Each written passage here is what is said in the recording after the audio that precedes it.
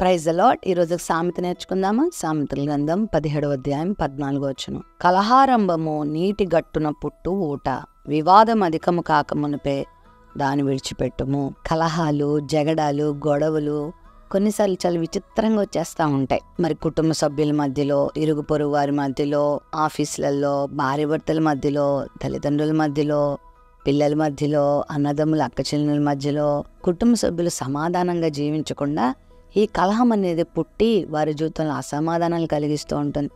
కలహము చాలా కుయుక్తిగా ఉంటుంది ప్రియులారా. అదట నీటి గట్టున పుట్టు ఊట లాంటిదంట. కాబట్టి ఆ విషయంలో కనుక మనం జాగ్రత్తగా ఉండకపోతే ఆ కలహము చాలా దూరం వ్యాపిస్తుంది. అందుకే వివాదం అధికం కాకమునిపే దాన్ని విడిచిపెట్టాలి.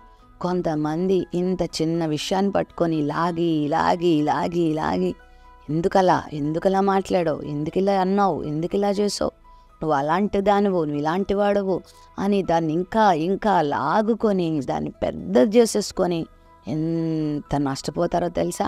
మనమందరం మనుషులం. మనలో చిన్న చిన్న భేదాభిప్రాయాలు రావచ్చు, హెచ్చుతగ్గులు రావచ్చు.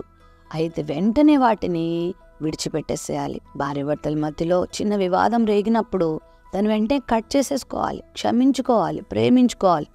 అన్నదమ్ముల మధ్యలో, అక్క చెల్లెల మధ్యలో, అత్త కోడల మధ్యలో, బంధుమిత్రుల మధ్యలో వివాదాన్ని అధికం చేసుకున్నామా ఎంత నష్టానికంటే చివరికి ప్రాణాలను కూడా పోగొట్టుకునే అంతగా ఆ కలహాలు దారితీస్తాయి. దయచేసి కలహానికి దూరంగా ఉండండి, వివాదాలకు దూరంగా ఉండండి, సమాధానం కలిగి ఉండండి, క్షమించడం నేర్చుకోండి, ప్రేమించడం నేర్చుకుందాం, దేవుని కృపను పొందుకుందాం.